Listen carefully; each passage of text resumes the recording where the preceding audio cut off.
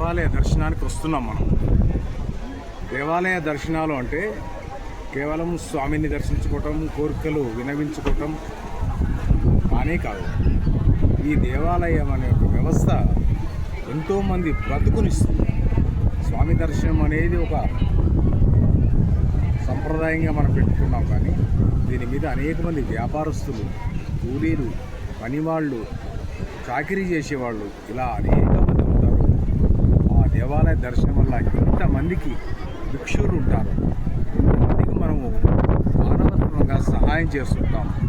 అందుకే మన హైందవ సంప్రదాయంలో, భారతీయ సంస్కృతిలో దేవాలయ దర్శనం అనేది ఇస్తాము, దానం చేస్తాము, భక్తిభావంతో ఉంటాము. అనేక మందికి సహాయం చేసే స్థితిలో ఉంటుంది.